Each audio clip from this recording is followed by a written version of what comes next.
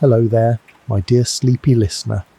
You've come a long way to find this moment, a moment that, strangely, may not have existed at all until time began. What if time isn't something that always was? What if it, too, had a birth, a first breath, a first motion, a first hush that broke the stillness? Before you drift away into peaceful slumber, please take a moment to like this video, leave a gentle comment about your favourite moment of science, and subscribe to keep these bedtime stories coming. And if you're cozy enough to share, let us know your location and time zone. I'd love to imagine the sky above your part of the world as we float together. Now, dim the lights, get cozy, and let your curiosity float alongside the stars. You are not in a room anymore, you are not in a bed, nor in a body. You are suspended not in space, and not in time. You are before time, and that is a strange place to be. There is no motion, no change, no memory, no direction. Only a kind of infinite stillness, but not the quiet of peace. The quiet of nothing, no ticking clock, no beginning or end, not even a moment to call now. And then something stirs. It is not a sound, it is not a light, it is not even a thought. It is a possibility. A direction begins to form, a before and an after, a gentle preference for change, a nudge, ever so slight, that leans toward becoming. You feel it the very first inclination of time itself, like a ripple on the surface of a pond that has never known disturbance. This, physicists suggest, may have been the birth of the universe, not just of stars or space, but of time's direction. What came before this moment? No one knows. Some say there was no before, because without time there can be no sequence, no past. The concept collapses in on itself like a building made of mirrors. You drift through this primordial hush the state some cosmologists call the quantum vacuum, or perhaps the pre-Big Bang singularity, terms that hint at meaning, but conceal mysteries even deeper. And then, a flash, not an explosion, but an unfolding. The Big Bang, not a bang like thunder, but a blooming and infinite point stretching into space, birthing matter, energy, dimensions, and yes, time. You're carried forward in that bloom, not fast, not loud, but inevitable. This is the moment time begins to prefer one direction forward, not because it was forced to, but because it had to choose. You hover above the infant universe, now dense, hot, opaque, particles too energized to bond, too young to settle. Everything is in motion, but there is no clarity yet, just vibration, just expansion, and within it all the first clock, not a ticking device, not a numbered face, but a sequence. One thing, then another, and another. The laws of physics take root. Forces separate, quarks find companions, particles begin to flirt with each other, and from their dance comes the beginning of form. This is time's first heartbeat. You listen. It is not steady, it is not smooth, but it is moving forward. The universe doesn't rewind, it doesn't pause, it doesn't jump, it flows. That flow is what we call the arrow of time. And yet, the strange truth is the fundamental laws of physics do not prefer one direction over another. At the microscopic level, equations work just as well forward as they do backward. So why, then, does time move forward?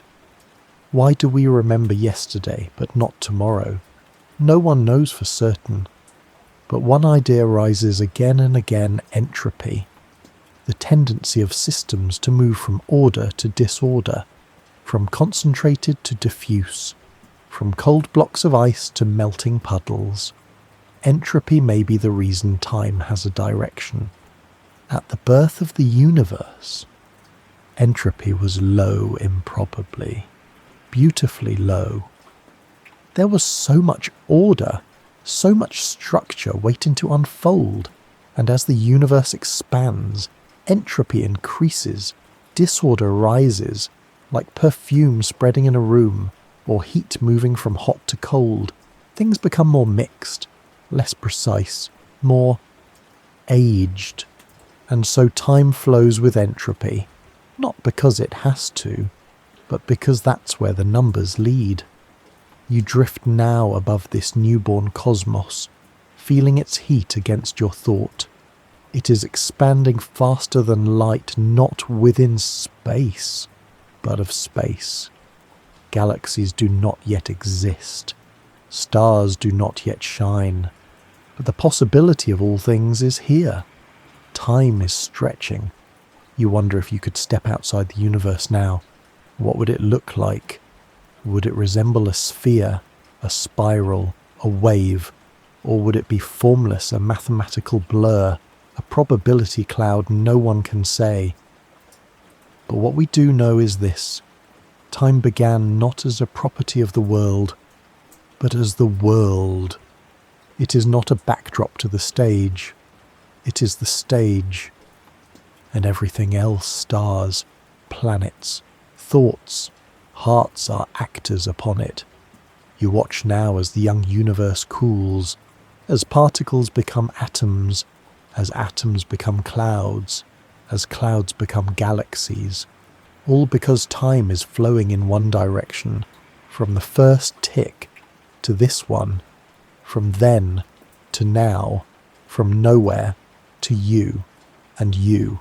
You are here, breathing, floating, resting, cradled in the very flow of time that was born in the hush before memory, and now it carries you onward. The warmth of the first unfolding still lingers on your skin, or perhaps in your thoughts. You're not sure where your body ends anymore, or if you even have one. You're carried gently further back, not in space and not in time, but into a kind of before that doesn't quite fit either the word. This is not the early universe. This is earlier than early, a place or maybe a state where nothing has yet decided to exist. You float, not through emptiness, but through a stillness so complete that it cradles possibility itself. No stars here, no distance, no darkness, not even silence.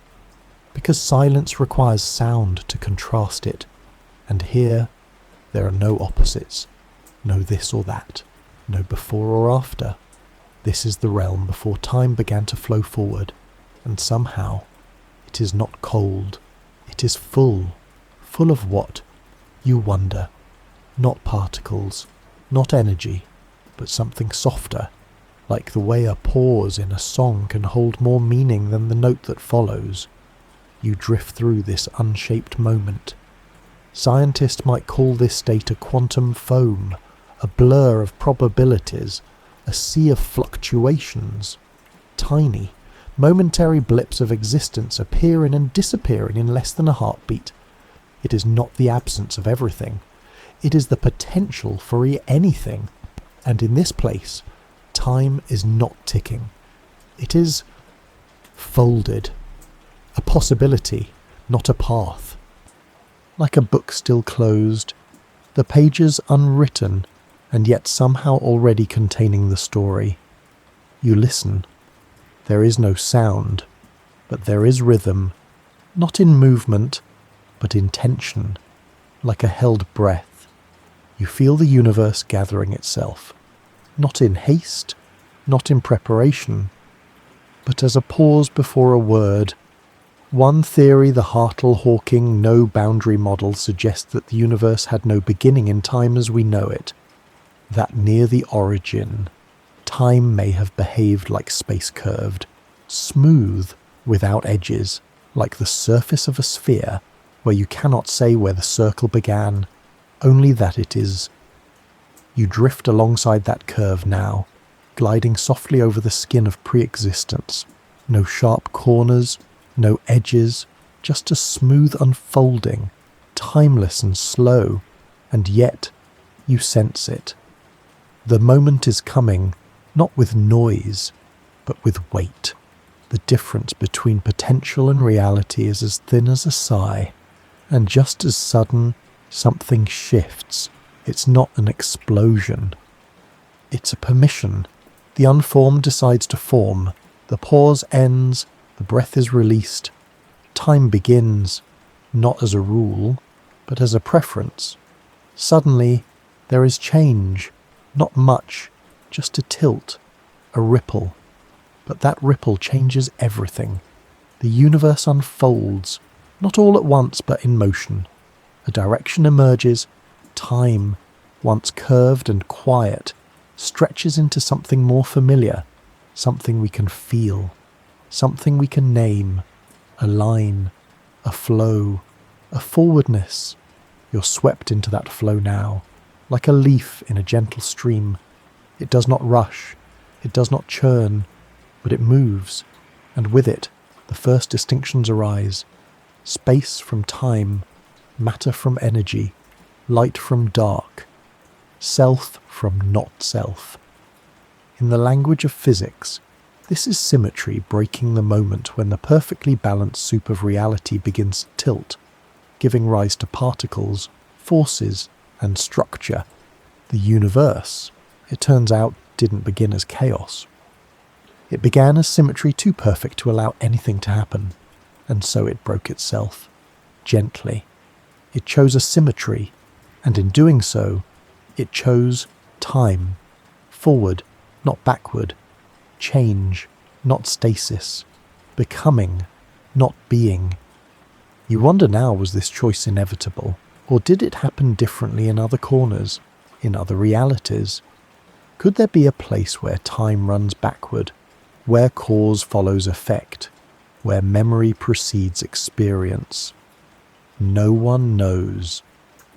Some physicists suggest our universe is but one of many a bubble in an infinite cosmic sea, each with its own laws, its own tempo. In some, time may be circular, in others, it may not exist at all. But this universe, your universe, it prefers forward, it prefers stories, it prefers breath, then sigh. You rest inside that first breath now, not watching it, not thinking it, but being it. You are part of the great curve that became a direction, part of the pause that became music, part of the stillness that became time.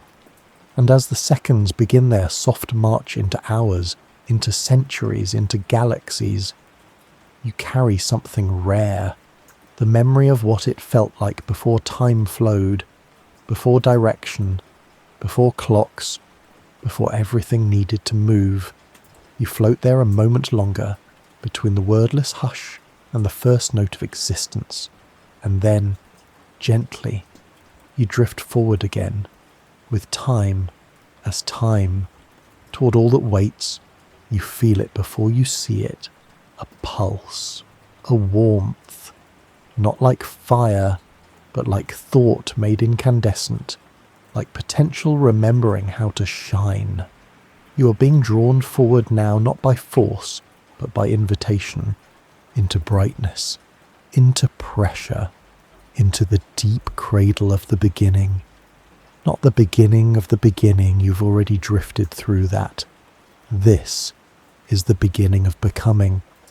The young universe burns in all directions, not with flames, but with presence. With such density, such temperature, that there is no space for silence.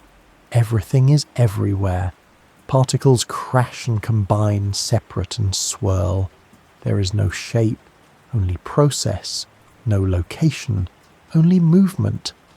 And in the middle of this fiery unfolding, time begins to form its path, not its existence, but its arrow, its direction, forward, not because the universe prefers it, but because the fire demands it. This is the first stage of entropy. The early universe is hotter than anything that will ever come again. And because it is hot, it must cool, it must expand, it must change. That change is irreversible, and that irreversibility gives birth to the arrow of time. You drift through the chaos, untouched. The particles around you are not matter as you know it. They are quarks, leptons, photons, the early language of being. They flash into existence, collide, and vanish again. Each event leaves a trace. Each trace builds a pattern. Each pattern becomes a memory the universe carries forward.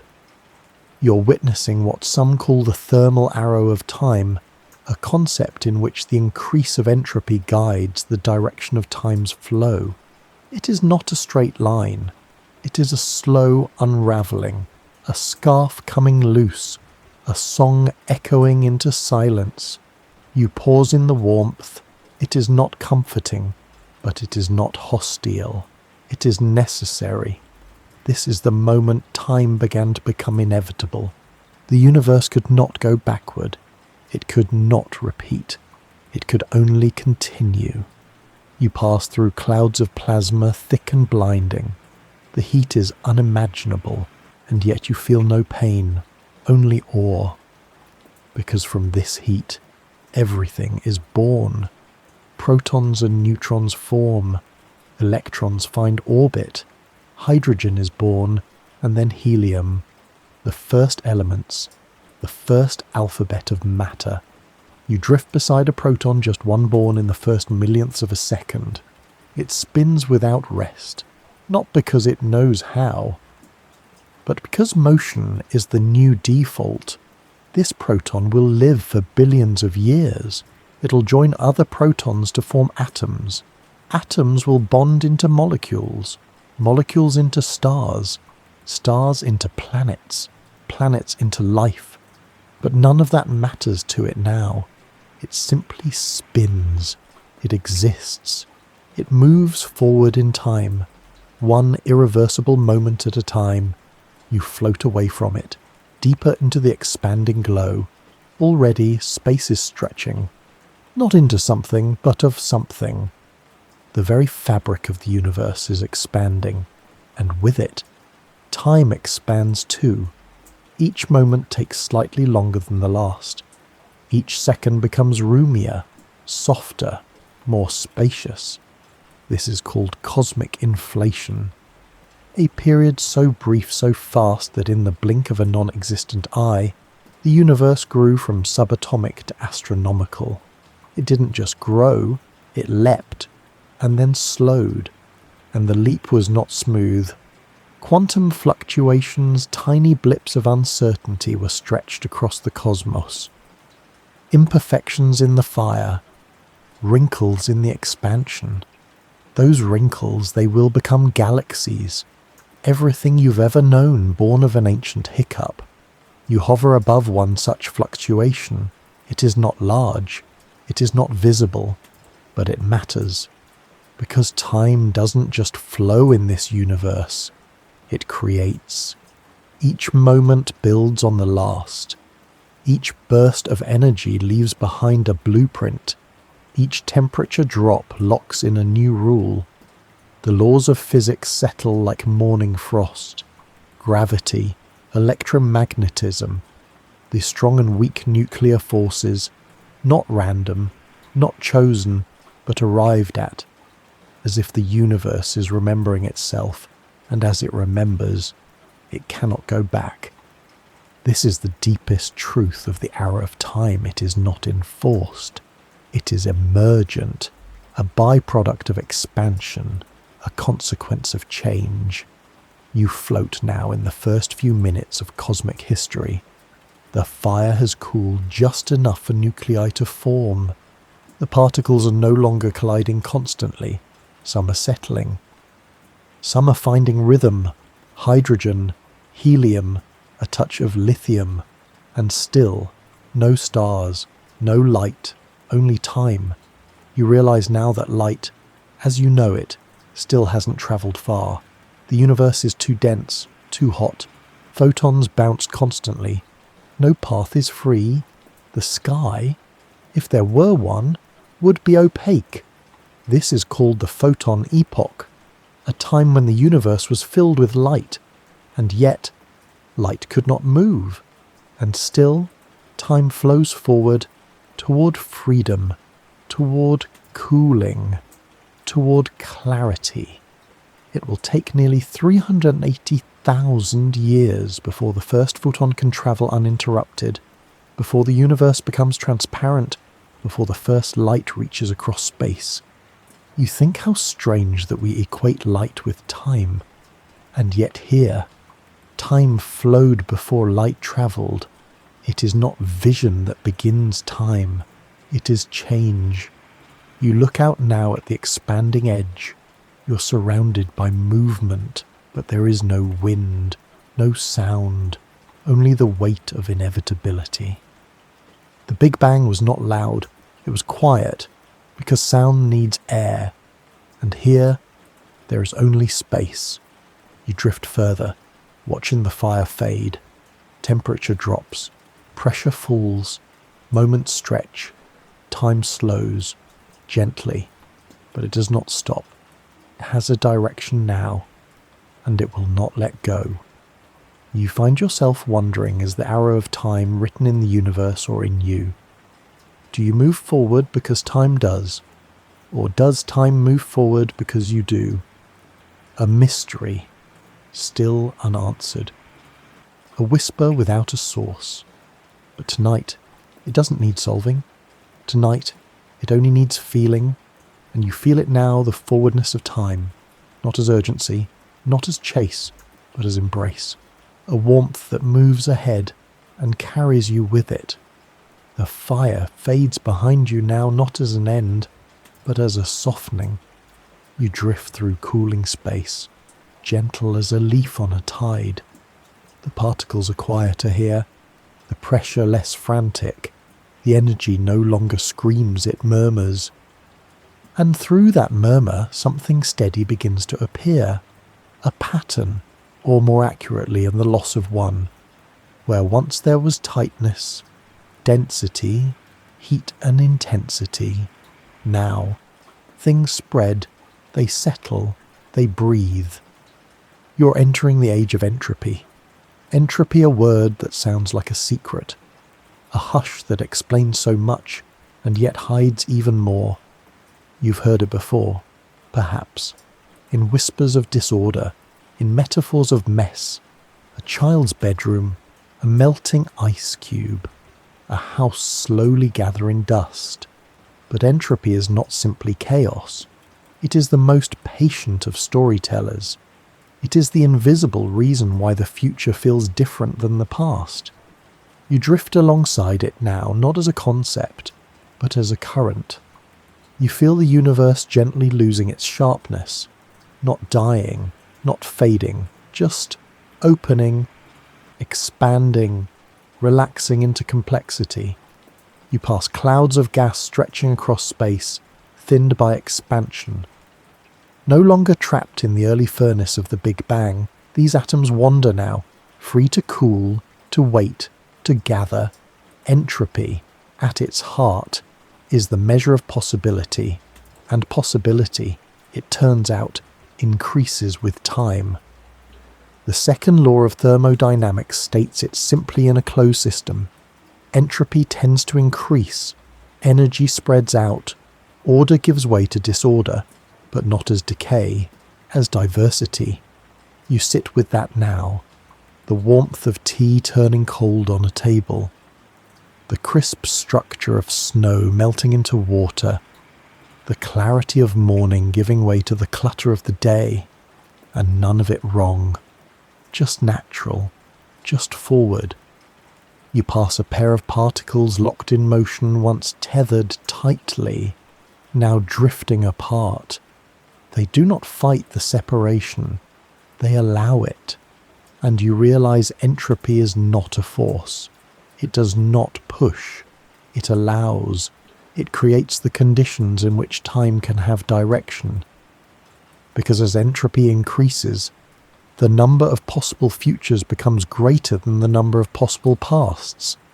There's only one way for a glass to be perfectly assembled, but infinite ways for it to shatter. You float now above a star nursery, a dense cloud of hydrogen beginning to fold under its own gravity.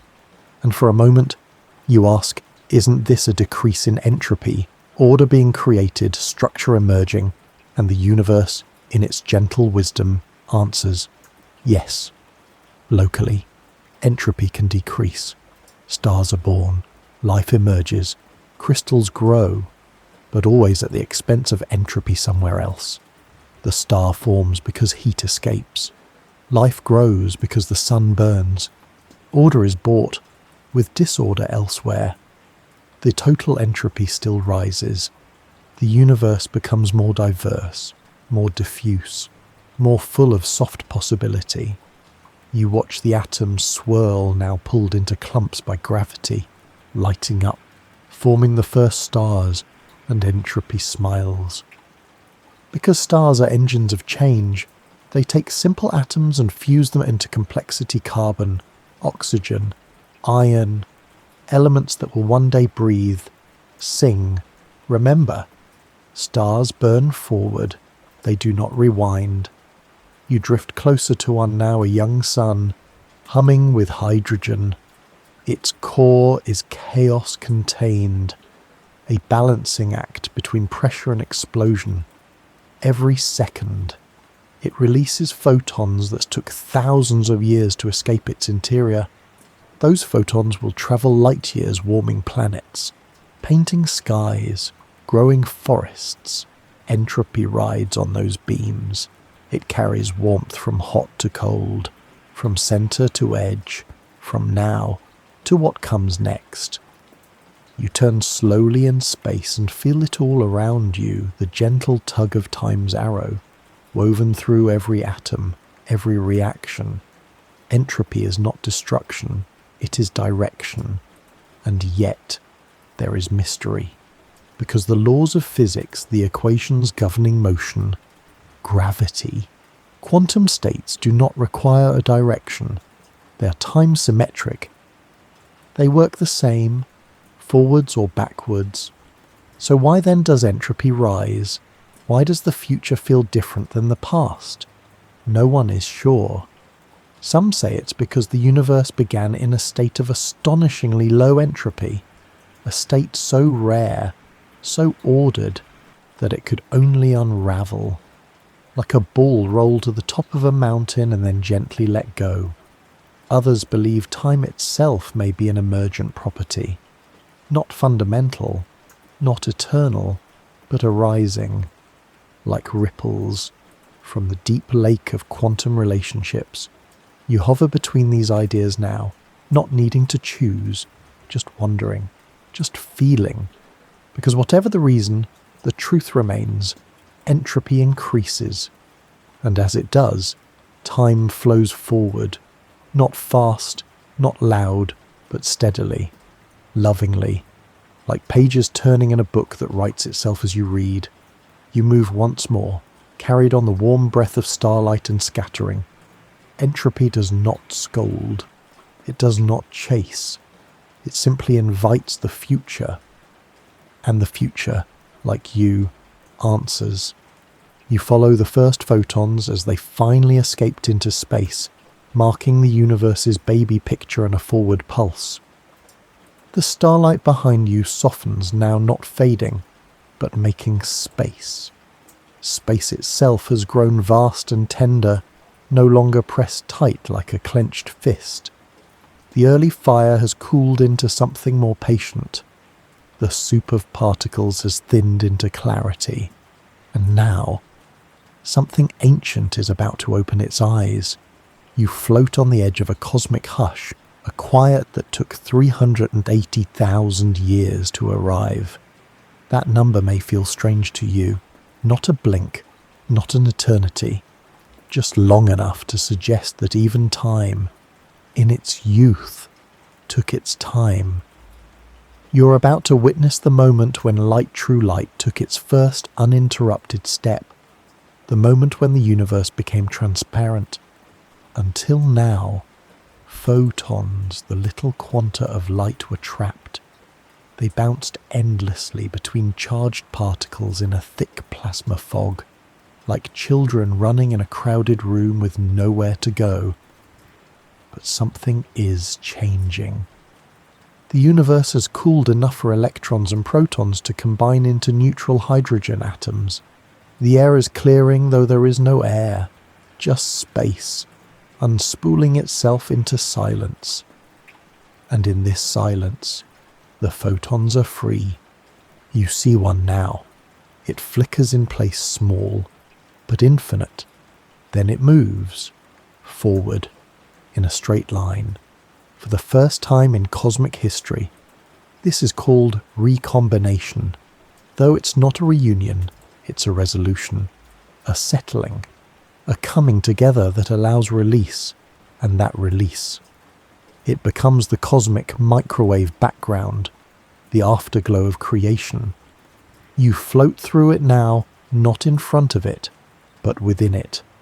The sky around you pulses with soft radiation, stretched over billions of years into a whisper of microwave energy. It is not loud, but it is everywhere. It fills all space, and it tells the oldest story we've ever seen.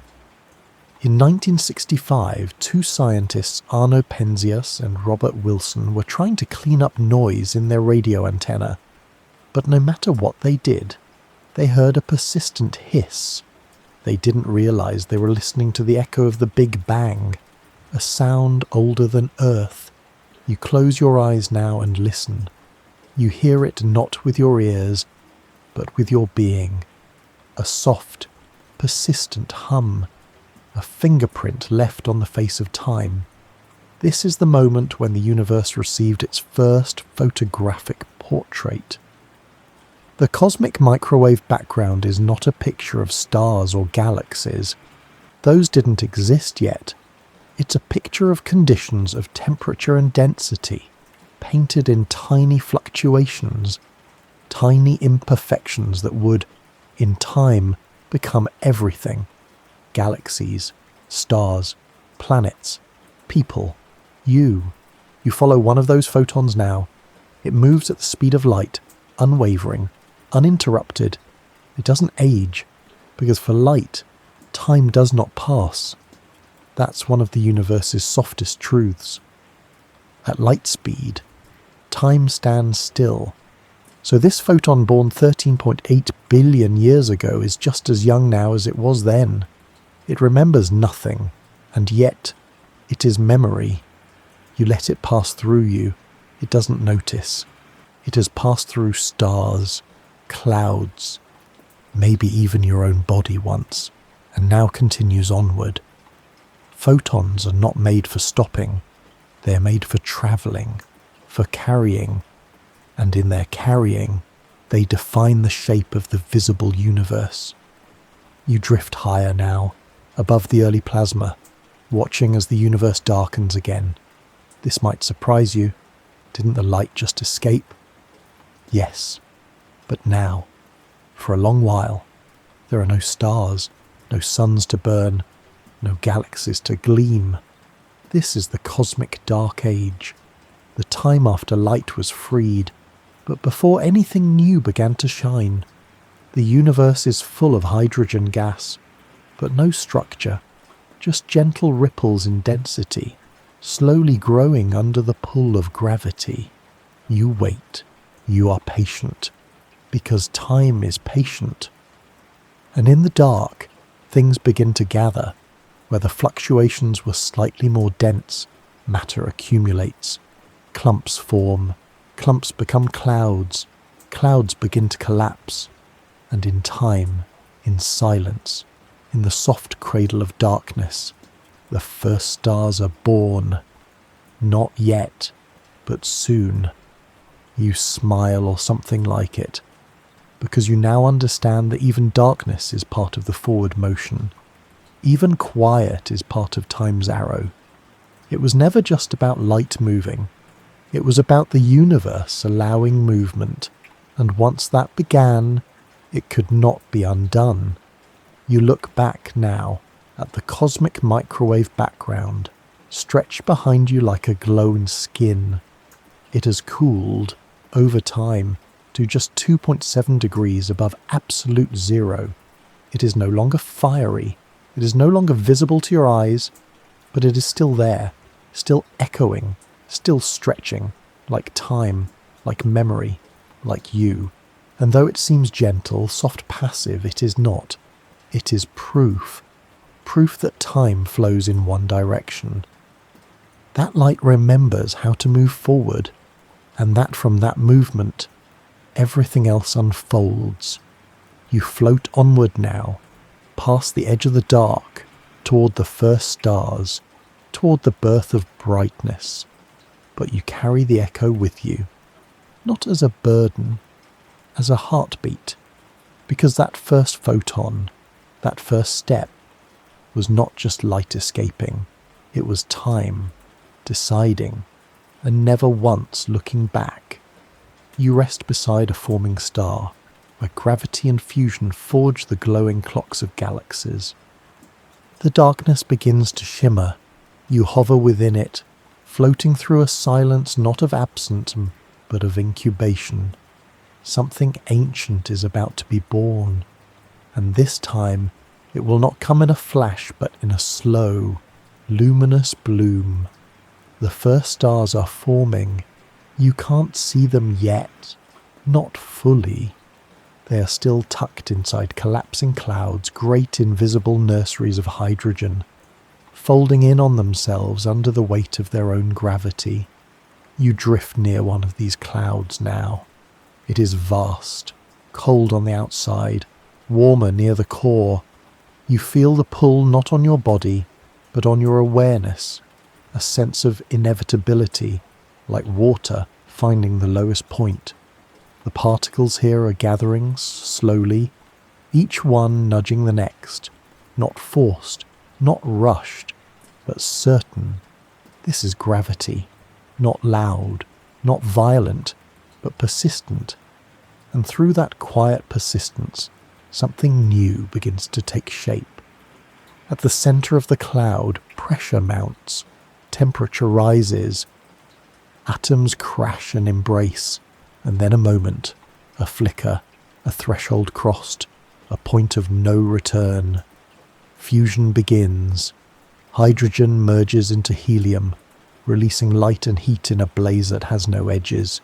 You watch as the young star flares into being not in a blaster, but in a becoming, a fire kindled, a heartbeat begun.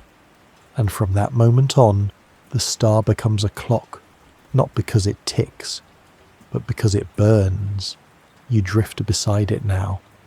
This first generation star, what astronomers call a population 3 star.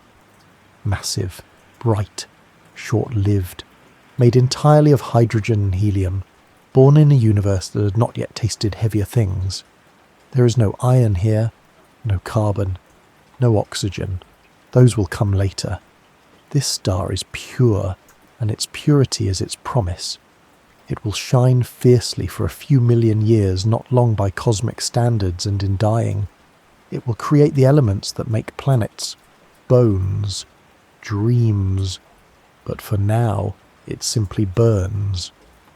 Each second that passes is not marked by a tick, but by the release of unimaginable energy, and that energy is light, light that escapes, light that travels, light that carries time.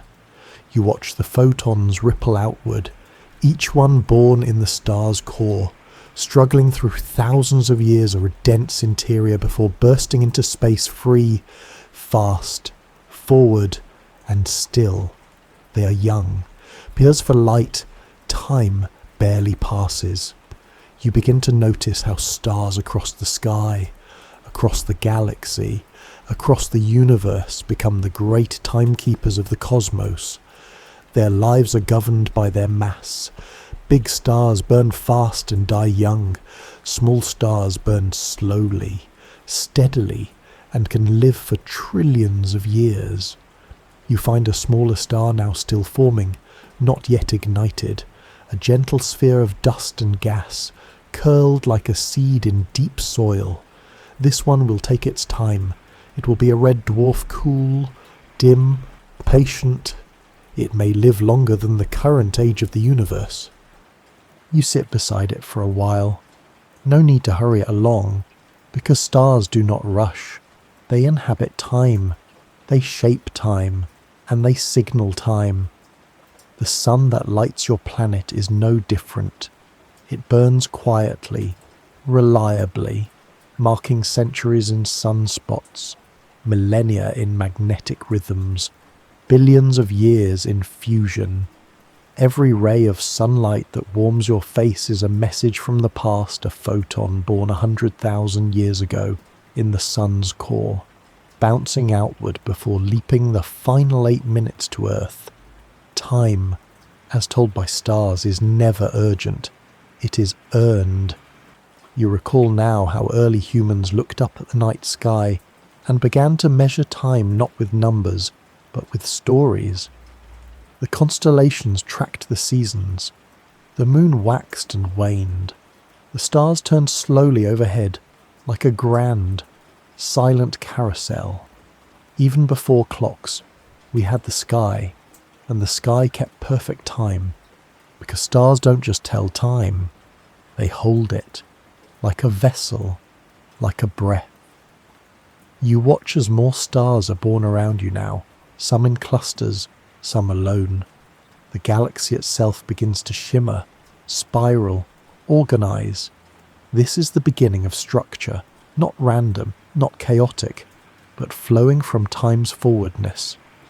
You drift to the edge of a young galaxy still gathering, still spinning, still learning its shape. The stars inside are not scattered, they are arranged.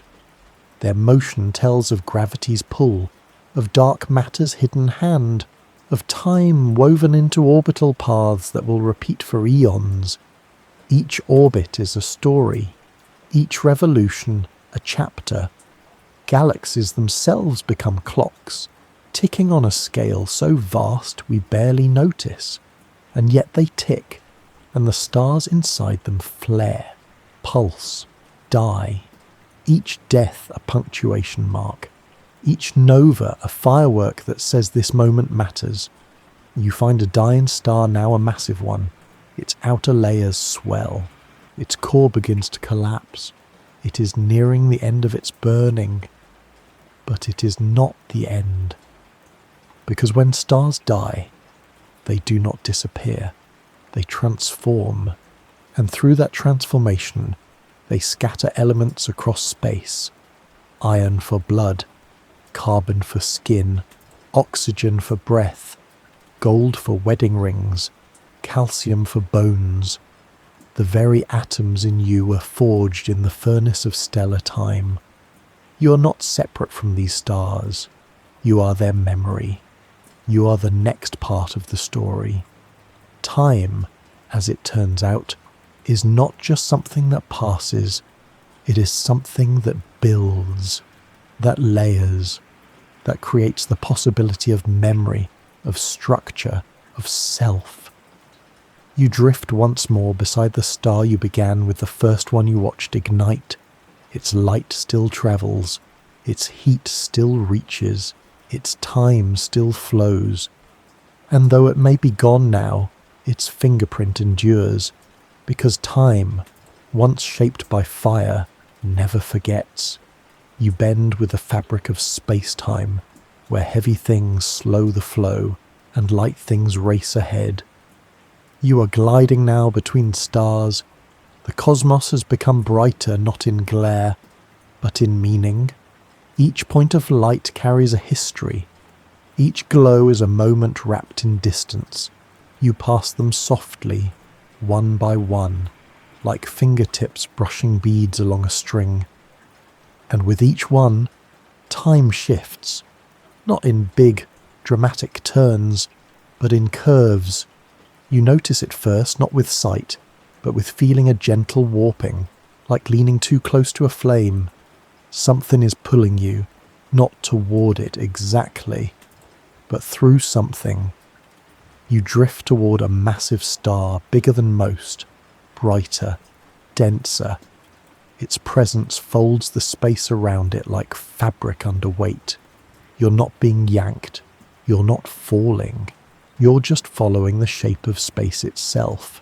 This is gravity, and gravity, you begin to understand, is not a force in the way you once imagined. It's not a tug from afar. It's not a hand reaching out. It is a bending of space, of time, of paths. Einstein described this bending with his theory of general relativity. Mass tells space-time how to curve, and curved space-time tells objects how to move. You float along one of those curves now, drawn into a gentle spiral, not downward, but inward. Time here is different. It feels slower, like honey compared to water, like breath held just a second longer, and in fact, it is slower. Gravity dilates time. Near massive object stars, black holes, planets' time ticks just a little more slowly. Not metaphorically, not emotionally, literally.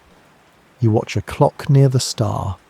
Its hands move gently, but not as fast as yours. If you drifted far away and looked back, you'd see time there moving at a slower pace. And yet, for anyone standing on that star, everything would feel perfectly normal, because time doesn't slow for people. It slows for space itself. You turn now and float toward a smaller object, a satellite orbiting a planet. It, too, exists in curved space. But here, time moves slightly faster than on the planet's surface. GPS satellites must account for this. Their clocks run faster by about 38 microseconds per day. Not much, but enough to cause chaos in navigation if not corrected.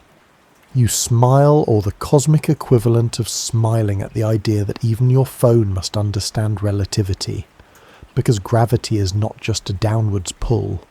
It is a bending of time, and time is not a constant tick. It is a rhythm that changes with the landscape. You drift now towards something heavier, something stranger, a neutron star, a city-sized sphere with more mass than the sun. A teaspoon of its matter weighs 1 billion tons. Here, the curvature of space-time is so extreme, the bending becomes visible like water pooling around a stone. You hover just above its surface. Time here is thick. It moves like syrup.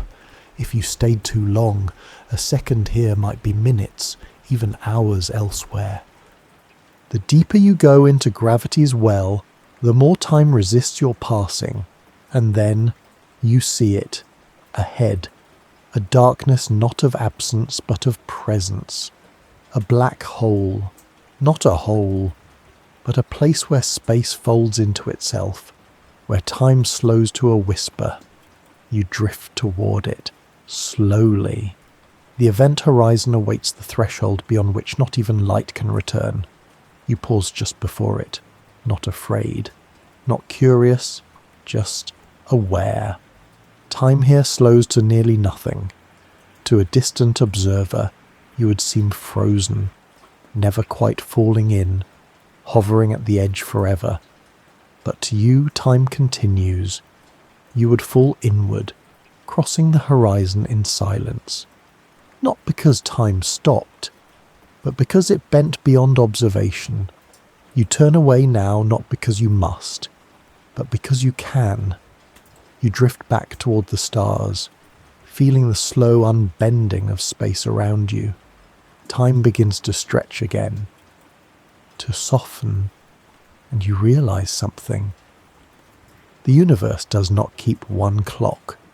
It keeps many, each tied to its place, each rhythm a little different. but all part of the same great unfolding. You pass 2 clocks now, one near a star, one far.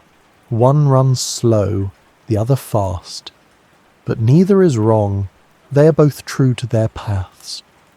You remember how people say time flies when you're having fun, how it crawls in waiting rooms, how a year can vanish in memory or feel eternal when measured.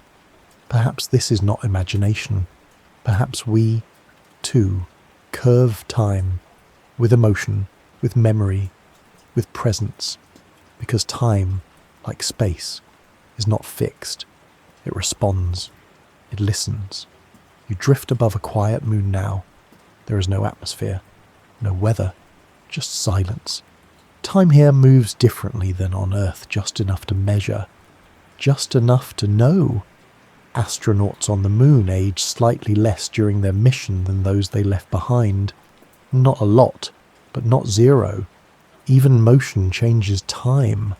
The faster you move, the slower time passes for you again, not metaphorically, but physically. This is time dilation. Born from Einstein's special relativity, it has been tested, measured, confirmed. Even in particle accelerators, particles moving at near light speed live longer than expected, not because they are healthier, but because their time is moving slower. You let that wash over you now. That time is not something imposed upon you. It is something shaped by gravity, by speed, by place, and perhaps by you. You float gently back toward the open sky, leaving behind the warps and folds, the neutron stars and clocks. But you carry the knowledge now that the ticking of time is not a metronome. It is a current, curved, variable, intimate. And even as you drift onward, time bends with you.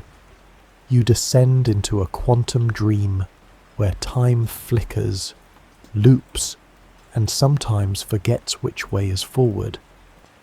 You drift now beyond the curvature of space-time, past stars that shine like steady thoughts, past the gentle gravity wells and warps that once held you.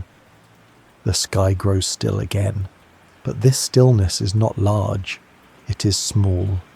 You're shrinking softly, seamlessly slipping down through scale, like diving into the reflections on a calm pond rather than the pond itself. Galaxies blur behind you, atoms begin to rise like mountains around you, and then everything becomes strange. This is the quantum world. You are now smaller than particles, smaller than electrons. You are floating between the flickers of probability, and here, time is not what you remember. It is not even what it just was. You wait for a moment to pass, but it doesn't, because here, time does not pass. It quivers. You glance at a particle nearby, or perhaps it's a wave and it glances back. Not with eyes, but with presence. It exists in many places at once. It is not here or there, but somewhere in between. And the moment you try to observe it, it decides, not before, not after, then. You've entered a world where time doesn't flow like a river. It twitches, it loops, it hesitates. You hover near a quantum entangled pair, two particles, light years apart, yet linked in such a way that when one changes, the other does too, instantly, faster than light. It seems to ignore space, and it seems to ignore time. You wonder, how can two things so far apart be? Now, some scientists ask this too. Some say entanglement defies our ideas of causality of one thing happening after another. Others suggest that maybe time is not fundamental. Maybe it is an emergent property, a consequence of things becoming more complicated. But no one is sure. You float through a field of possibilities, literal fields. In fact, every particle is an excitation in one of these quantum fields. And these fields don't tick, they vibrate. They don't move forward, they shimmer sideways. You begin to understand the rules here are not symmetrical to the world above. Here, events don't always follow a clear path. A particle can move forward in time, or backward, or loop, or even exist in superposition, experiencing both paths at once until measured. In some interpretations, like the Feynman-Stuckelberg view, an electron moving backward in time is indistinguishable from a positron, its antimatter twin moving forward. You try to hold this thought, but it slips through your fingers like light. And maybe that's the point, because here in the quantum realm, time itself may not be a river. It may be a braid. Some physicists suggest this, that what we call time might emerge from entangled states. That order, rather than ticking, gives us the illusion of flow. You feel this now. A memory appears beside you, but it hasn't happened yet. A moment flickers into being and then fades. You're not travelling forward. You're exploring versions, timelines like overlapping leaves in a breeze, and still, some things do happen in order. You see a quantum decay, a radioactive atom loses a piece of itself. It is irreversible, no going back. This decay creates a direction, a faint arrow, even here, like the tip of a compass trembling in a fog. You drift past quantum computers, now not machines, but concepts, vast matrices of possibility. These machines do not compute like ours. They do not tick through logic gates. They hold all paths in suspension until collapsed. You feel your thoughts doing the same. You're not in one moment now. You're in many. They do not shout. They whisper, each with a different version of you. One remembers a path not taken. One never left a place you've long forgotten. One still holds the question you stopped asking, and one floats here with you, watching time tangle. You find comfort in this not confusion. Because if time is flexible at its root, if it loops and slips and doubles back, then perhaps memory is not faulty. Perhaps it is quantum. Perhaps that déjà vu, that repeating dream, that echo of a decision unmade is just another moment peeking through. You float now toward a single particle. It hovers, uncommitted. Its state is undefined, until you notice it, and then it becomes, it chooses. But you don't feel like you forced it. You feel like you greeted it, like time itself was waiting for your attention to move. You smile, or something that feels like smiling, because you understand something soft and beautiful in the quantum world. Time is not strict. It is generous. It offers options. It entertains reversals. It dances rather than marches. And yet, it still gives birth to the rhythm you know. From these tangled threads, the arrow of time rises like a melody from overlapping notes. Still forward, still familiar, but born of shimmer. Born of chance, born of wonder. You float upward now or sideways, or maybe not at all. You leave the quantum dream without leaving anything behind, because here, every possibility still sings beneath the surface. Time may not always know where it's going, but it always remembers how to begin.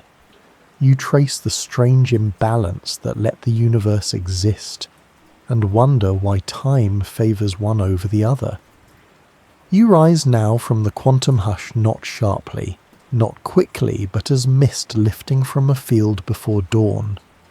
The tangled shimmer of probabilities begins to solidify, and the world around you regains weight. You're floating once more through the early universe, but something is different. The silence hums with structure now. The warmth around you feels earned, not chaotic, but chosen.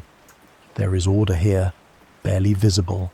There are particles, atoms, laws, but there is also a mystery, one so small, so fundamental, it quietly shapes everything. You're surrounded by matter, the building blocks of stars, galaxies, bones, thoughts. But where is its twin? Where is the antimatter? According to the most accepted models of the Big Bang, the universe should have created equal amounts of matter and antimatter. For every electron, a positron.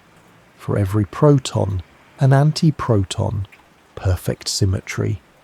And yet, it didn't.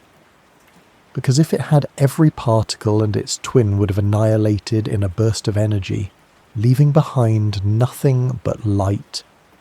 The universe would have become an endless sea of photons. No galaxies, no stars, no you. And yet, here you are. You drift through this puzzle like a thought inside a riddle. Every bit of matter around you, every proton floating free, every atom waiting to bond is evidence of an ancient imbalance. Somehow, matter won. Antimatter vanished. Not completely. It can be created in high-energy collisions, in laboratories, in the hearts of stars. But the vast scales of the cosmos, the galaxies and planets and people, are made of matter. So the question remains, why you pass through the early moments when this imbalance began? It's quiet, not inaction but precision. There are hints that something broke the symmetry, a slight preference for matter over antimatter. Just one particle more in every billion, but enough to tip the balance of all existence. This is called CP violation, a slight asymmetry in how certain particles decay. C for charge, P for parity. It's been observed in kaons and B mesons rare particles that, under specific conditions, betray the laws of symmetry. They don't behave exactly as their mirror images should, and that difference, that small misstep, might be the reason we exist. You hover now near a decaying kaon, a particle that spins out of form and favours matter over antimatter by the tiniest whisper. It is not dramatic, but it is enough. This slight bias may have allowed matter to survive, accumulate, flourish. It may have tilted the arrow of time, because while time's direction is defined by entropy, its irreversibility might also be wrapped into this preference. You wonder now, did matter win, or did antimatter let go? There are theories, speculative but beautiful, that antimatter could still exist just elsewhere, maybe in hidden corners of the universe, maybe in mirror galaxies, drifting backward in time, maybe in a place where the arrow of time flows the other way, and we are their mystery, the absence they cannot explain. You smile gently at the thought, because if time is not fundamental, if it is woven from relationships, then perhaps both directions are allowed, and what we call forward is simply ours. You pass a region of space where particles and antiparticles still meet rare now, but possible. When they touch, they vanish, leaving behind photons, light without mass, energy without memory, time erased. You do not mourn their loss, because their light carries forward. Even the vanished leave traces. You look now at your own hands or the idea of them. Every atom in you was once balanced against a twin that no longer exists. You are what remained. You are the imbalance that survived, and you carry that asymmetry in every breath, in every heartbeat, in every second that flows toward the next. You're made of matter, but you're born of mystery, because no one knows why the universe chose matter. No one knows how it picked a side, only that it did. And from that choice or accident or preference time found direction. Matter endures, antimatter vanishes. The future accumulates, the past dissolves, and you drift onward, not backward, because forward is the only place left to go. You linger near an event horizon where time nearly stops, but the rest of the cosmos carries on. You have drifted beside stars, watched matter become memory, and followed photons through the hush of early light. Time has stretched and curved beneath your feet like a river made of glass. But now you approach something stranger, not just because it's mysterious, but because it is final. A place where time doesn't just slow, it nearly stops. Ahead of you hangs a shadow, not black in colour, but black in presence, not empty, but so full that nothing, not even light, can leave. A black hole. It does not call to you. It doesn't pull with desperation or sound. It simply waits. Time bends around it like cloth caught in a whirlpool. You feel the pull, soft and deep, but it doesn't drag. It invites. And you accept. You float closer. There is no surface, no wall, just the edge, the event horizon. You pause there, just before crossing, and time pauses with you, not from your view, but from everywhere else. To an outside observer, you would seem frozen, suspended at the edge, never quite falling in. A clock strapped to your wrist would appear to tick slower and slower, and then not at all, frozen in time. But from where you are here, just beside the edge, everything feels normal. You're not frozen, you're drifting. The discrepancy is real. This is gravitational time dilation at its most extreme. The deeper you fall into gravity's grip, the more time slows for you relative to those far away. You turn your head slowly and see the galaxy behind you. It spins in silence. Stars burst and die. Light stretches, but to you, it's all accelerating, because you are slowing, and the rest of the universe is not. This black hole, once a star, has collapsed into itself. The density is beyond comprehension. Its mass is the same, but its radius, impossibly small. Inside, all paths lead inward, even time. The singularity at its heart, a place where the known laws of physics break down, is hidden behind the veil. We cannot see it. We can only imagine. Some believe it's a point. Others, a ring. Some say it doesn't even exist. Not in the way we think. But whatever it is, one truth remains. Time here is distorted beyond recognition. You glide just above the event horizon now, balanced like a breath on a tightrope. If you dropped a light signal here, it would take forever to reach an outside observer, and in fact, it never would. Not really. You watch as a particle slips past the edge. There's no scream, no explosion, no flicker. It simply vanishes, not from space, from reach, from return, from now. You drift with it for a moment, crossing softly, and suddenly you're inside. You feel no bump, no border, just a shift. Here, all paths point inward, not just for objects, but for time itself. Time has no direction here, only collapse. There is no later, only deeper. Some say what happens inside a black hole is unknowable, not just practically, but fundamentally. That the information is lost, that the story ends. Others believe the information is encoded on the event horizon, like a hologram, that nothing is truly lost, just transformed. And some believe the core leads somewhere else, a tunnel, a bridge, a doorway to another part of the universe, or another universe entirely. These are called wormholes, theoretical structures allowed by Einstein's equations, but yet to be seen. You wonder if time stops at the edge. Could it start again? on the other side? Is there a place where time runs backward or sideways? Or not at all? You don't need answers tonight. Only wonder, only quiet. And here, inside this fold of the universe, you have found both. You begin to drift upward again, or perhaps you're not moving. Perhaps the black hole is releasing you. You pass again through the horizon backward, impossibly, and re-enter space that remembers how to flow. The stars blink again.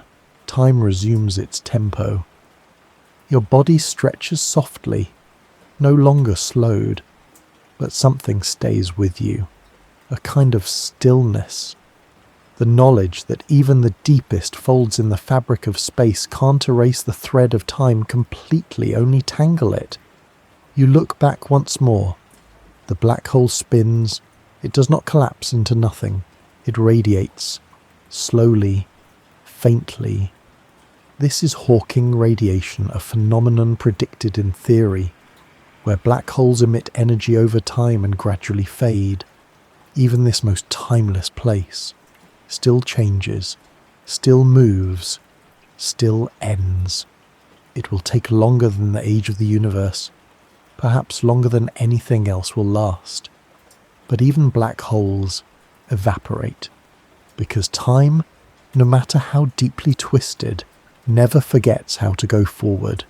You turn toward the stars again. Time flows more gently here. The clocks tick again, but you carry the hush of the horizon within you now, a softness, a reminder that time can stretch, can slow, can blur. But even at the edge of forgetting, it still remembers how to be.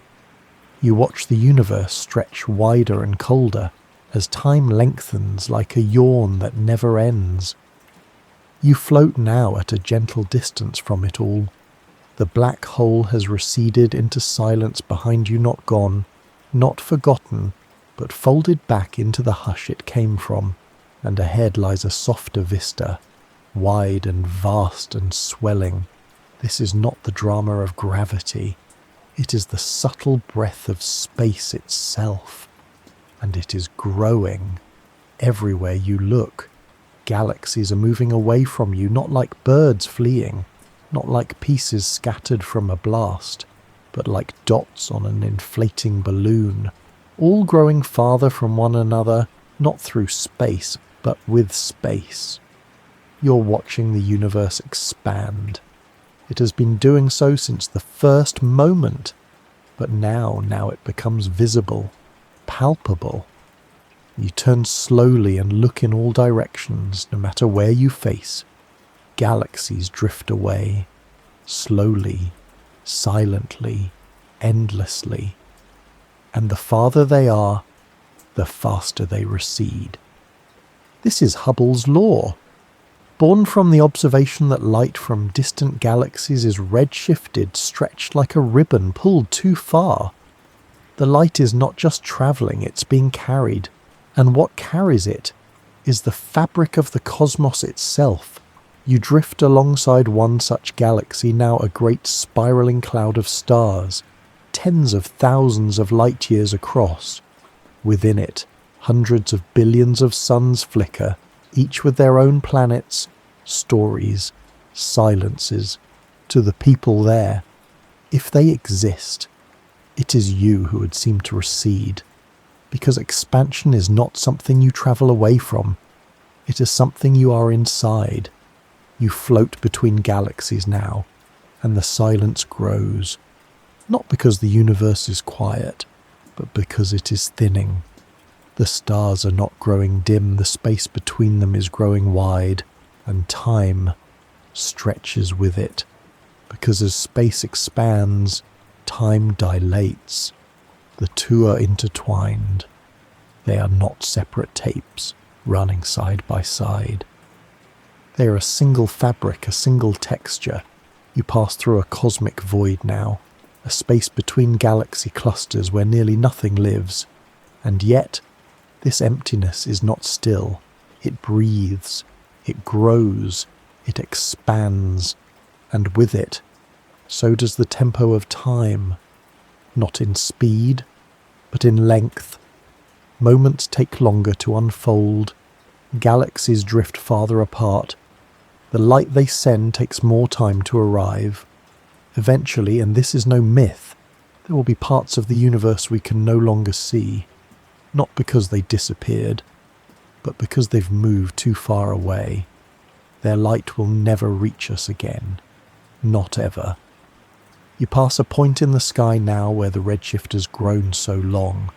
The photons around you no longer land on the spectrum of visible light. They are infrared, then microwave, then radio, then beyond detection. These are called cosmological horizons. They are not walls. They are limits. Limits to what you can know.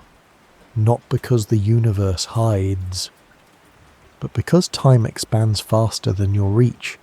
You think about this, a future where galaxies vanish not in death, but in departure, where the night sky slowly goes blank, where distant stars slip beyond the edges of the knowable, not because they died, but because time outpaced your seeing. You pass now a galaxy that was once close, its shape now warped by distance. Its light so red-shifted it resembles a whisper rather than a call. To look at it now is to see it as it was billions of years ago, and it will never look older than that, because the newer light may never arrive. Time, it seems, does not only move forward, it stretches forward, and in doing so, it loses pieces of its past. You rest beside a cloud of dark energy, or rather, a region where dark energy is at work. You cannot see it, you cannot feel it, but you know it's there. Because the universe is not just expanding, it's accelerating. Some unknown force is pushing space apart faster and faster. No one knows what dark energy is. No one knows why it works. But it now makes up the vast majority of the cosmos, and it holds time in its hand. A gentle hand, but one that pushes forward, away, into quiet. You drift now to a future long ahead when galaxies beyond our local group are unreachable, when only the faintest echoes remain, and yet time still moves, even then, even there, because time is not dependent on light, or stars, or memory. It is the very space between things. You breathe now not air, but thought, and you remember the universe does not expand into something. It creates space as it goes, which means there was never an edge, never a boundary, only a gentle becoming, like dough rising, like tide rolling, like a lullaby growing softer, not because it ends, but because you are further from the voice that sang it. You turn slowly once more. The galaxies are still there, still receding, but now you no longer chase them, you thank them, for reminding you that time's direction is not always loud. Sometimes it is the distance between two things that tells you you've moved. Sometimes it is the silence between words that shows you the length of the sentence. Sometimes it is what you no longer see that teaches you what was real. You rest now in the wide, breathing cosmos, and time, like the universe, keeps going, not fast, not sharp, but forward, always forward. You listen to your own thoughts stretch and rewind, showing that time inside you is elastic and deeply personal. The stars fade softly behind your shoulders now, not gone, not distant, just resting. Because this part of the journey doesn't lead outward, it turns inward. You're floating not through galaxies now, but through memory, through mind, through the quiet architecture behind your eyes, and here, time begins to feel different. The universe, with all its grand expansions and glowing stars, has always obeyed time on a cosmic scale. seconds, years, eons. But you carry a different kind of clock, the one inside you, and it does not tick in regular rhythm. It flows in ways you can't always name. You close your eyes and you remember a face, a moment, a breath. Not from this night, from another, one that returns with clarity, as if no time had passed, as if time had coiled, looped around, brought you back to something that never truly left. You're drifting now through your own thoughts, watching memories flicker like lanterns across a quiet lake.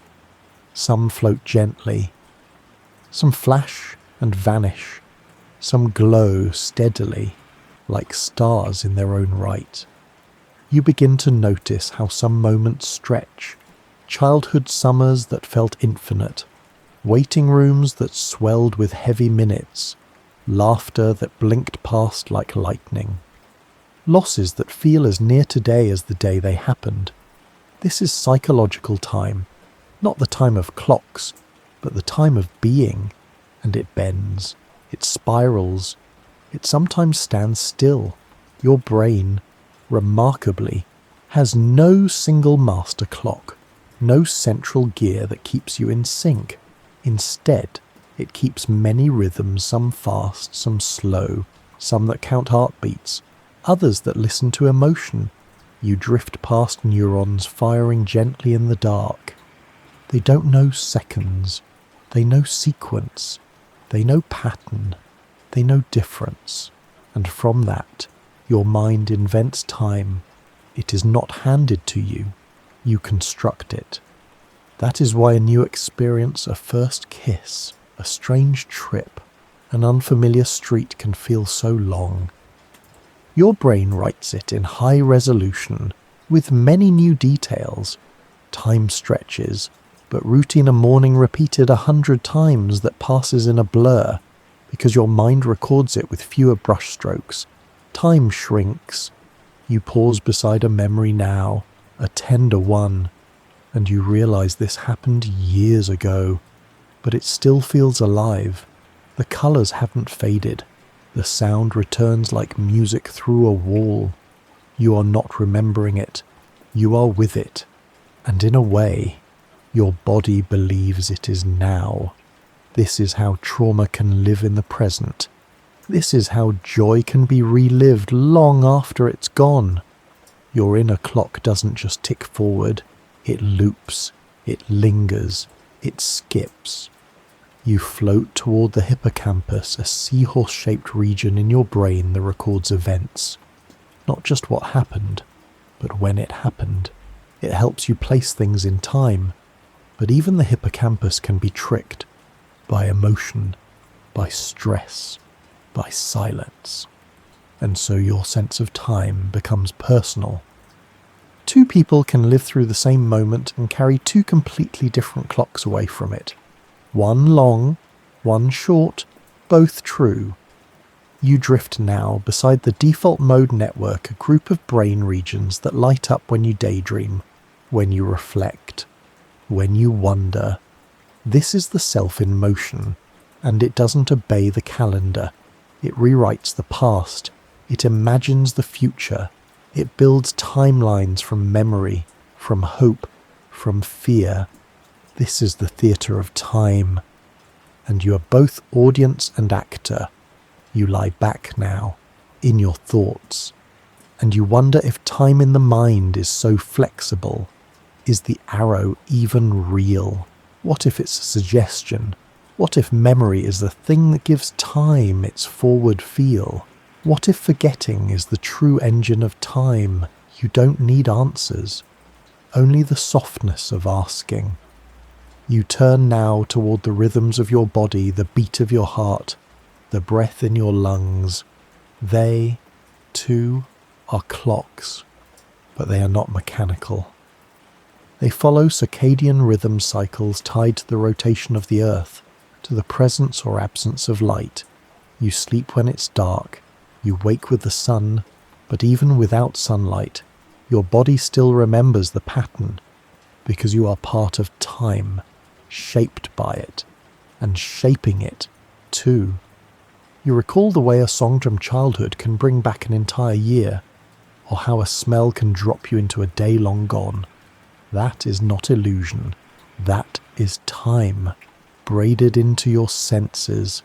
The line between now and then is not a wall, it's a curtain, and it moves when you breathe.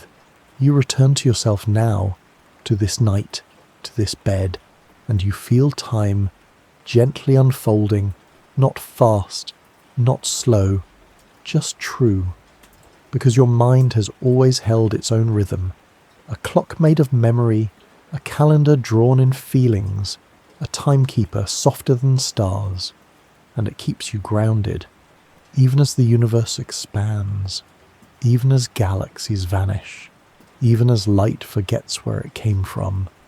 You remain. Breathing, remembering, becoming. Because time, real time, lives in you, too. You wander through sleep and memory, where events happen out of order and yet feel perfectly placed. You're lying down now, not on a planet, not inside a starship, just within yourself.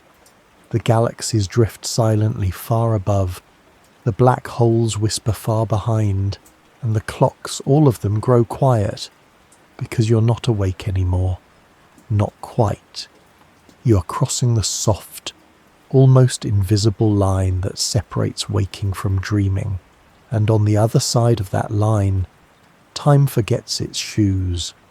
You step into your dream gently, not with certainty, not with a map, just with curiosity.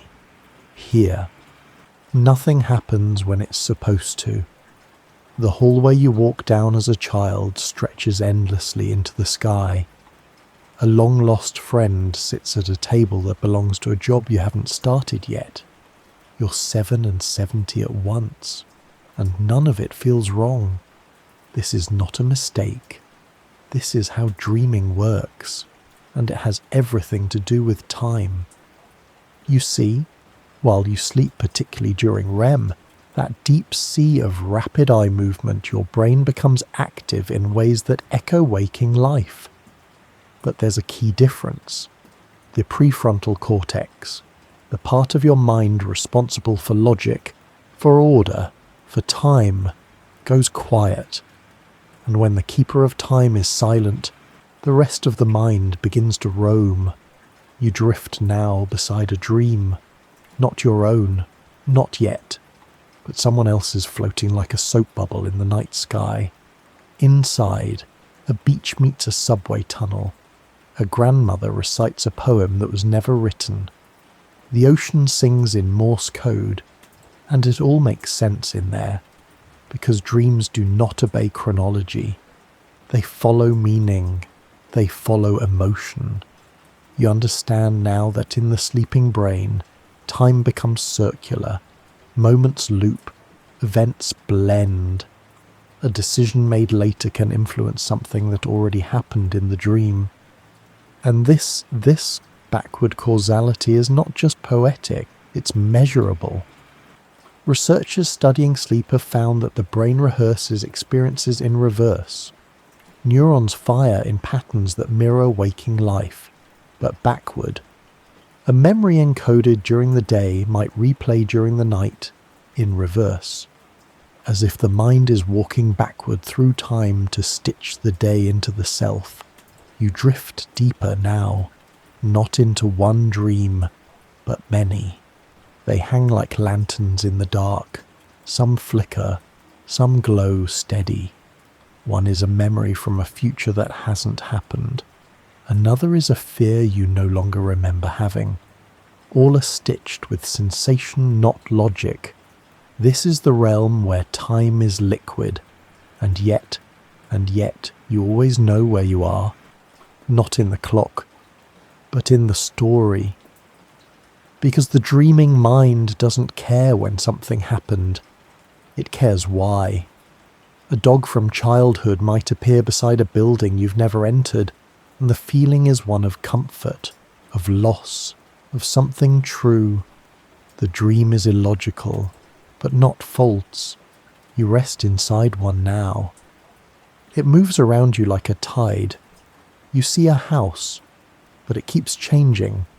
One moment it's your home, the next it's a classroom.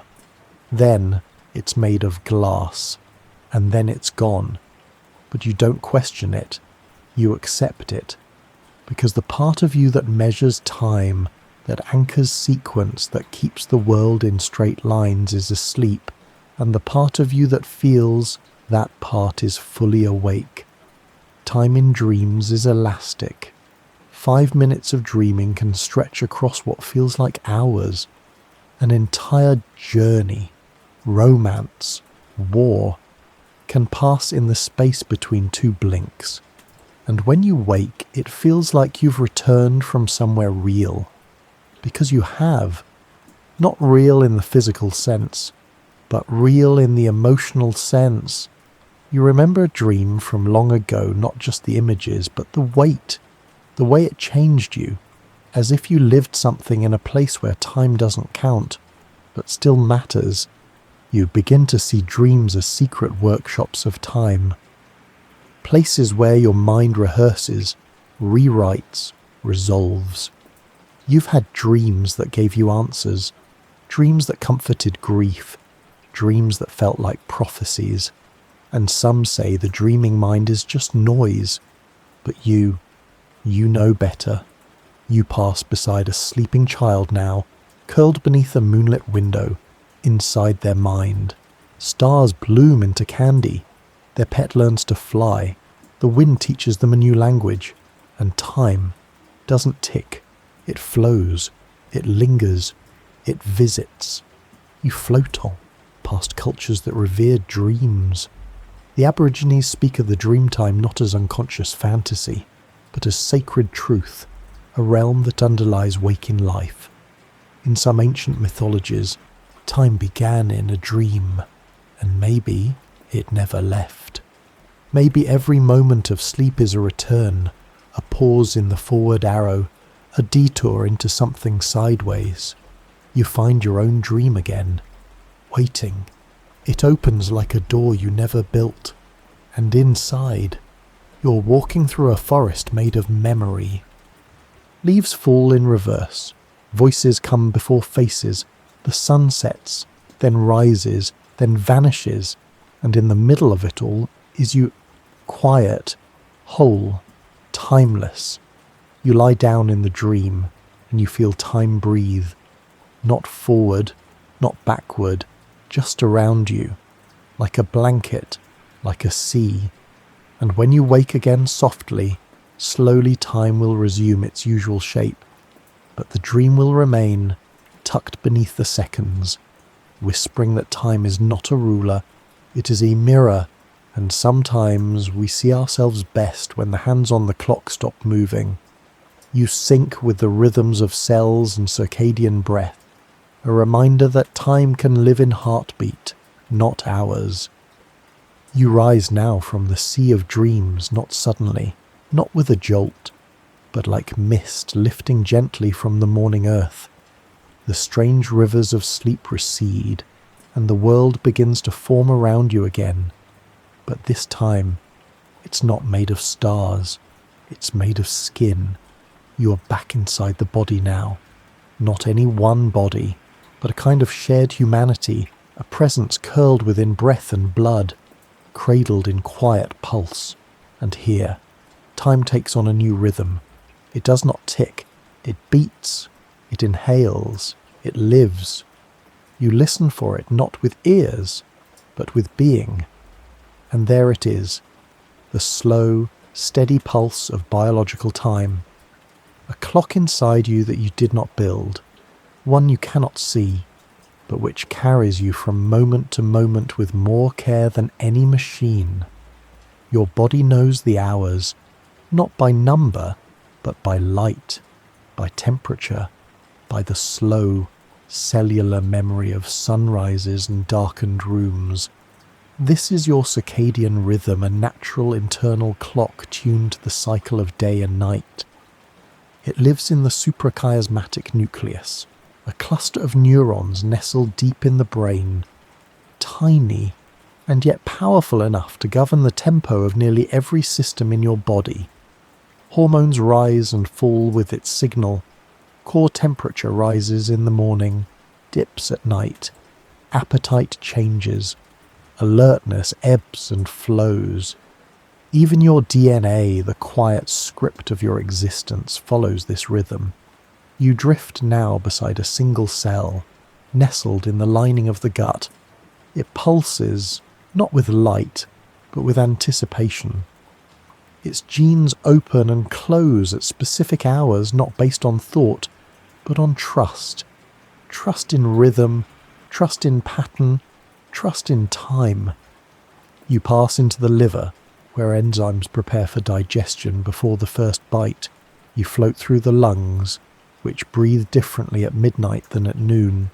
You rest beside the pineal gland, a tiny structure near the center of the brain, which begins to release melatonin as darkness falls, a gentle chemical lullaby that urges sleep. This is not clockwork. This is music, and your body is listening. You think about how you wake, before the alarm, before the noise. Your body often knows when morning comes, even without windows, even without watches, because your inner clock's biological.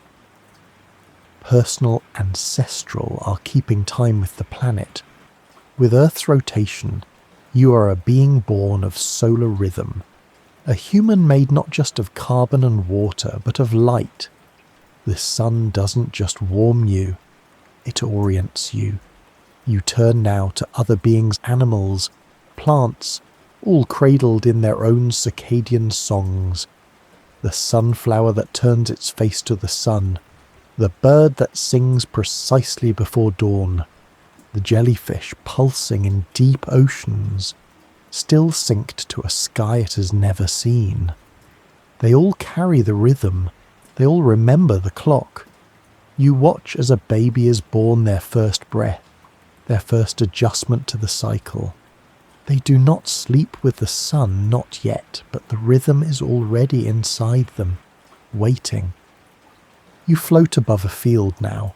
Grass is swaying, not just in wind, but in time. Each leaf opening and closing with the skies turning. Even plants have clocks not symbolic, but molecular. Genes that flick on and off with the arc of the day. A choreography of chemistry. A ballet of biology. And in this ballet, you are a dancer too. You think about how jet lag feels the confusion of time zones, the body unsure of when to eat, when to rest. It's not weakness. It's a clock displaced. It's your cells looking for their song. You recall that every heartbeat follows a beat set in motion before you were born. The heart begins to pulse in the womb long before the brain is ready to measure anything, and it will keep pulsing through sleep, through love, through silence, until the very last moment. Because your body knows time, even when your mind forgets. You listen now to your breath. Inhale. Pause. Exhale. Pause. A clock more ancient than words. A rhythm more personal than any watch. You think of how time feels during a hug, how it softens, how it slows, how 1 minute in closeness can feel like an hour, not because anything changed, but because presence is its own kind of tempo. You float now through a hospital room. An elderly man sits at the window, his body slower, his rhythm deeper, and yet he feels more time than the young doctor beside him. He remembers seasons that have vanished. He measures time in layers now, not in speed. You realize something gentle and profound. Biological time does not ask for permission. It simply is. It is why you feel hungry when you do. It is why you fall asleep at the movie, even though the sun is still high. It is why tears come at certain hours and joy at others. Time, here, is not mechanical. It is felt. and because it is felt, it is yours. You lie back again, within yourself, and you feel all your internal clocks ticking together, not identically, but in agreement. They are not ticking for time, they are ticking as time. The body is not a passenger on the train of time, it builds the tracks as it goes. You close your eyes. The stars are far away now, but you do not need them, because the galaxy has always lived beneath your ribs, and time has always been part of your breath. You're not keeping time, you are time, in motion, in rhythm, in rest. You walk across a glacier melting into air, tracing how irreversible change reveals time's favourite direction. You step softly now, not through stars, not through dreams, but across something vast and ancient. The world beneath your feet is solid, yet shifting, cold, yet alive, slow, yet relentless. You stand on the edge of a glacier, an ocean of ice stretching beyond the horizon, folded like frozen rivers caught in a pause that lasts centuries. This glacier is a monument, not just to water, but to time itself. Because here in this immense, quiet expanse you can feel the asymmetry of time most clearly. You walk slowly forward, each step pressing into snow and ice compacted over millennia. You notice the texture beneath your feet, layers of frozen history. Air bubbles trapped like whispers from a long-forgotten era, dust from distant deserts, traces of ancient forests. You breathe deeply.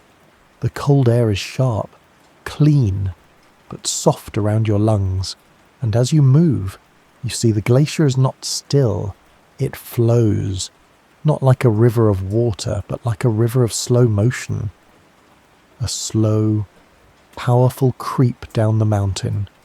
Gravity pulls the ice mass steadily.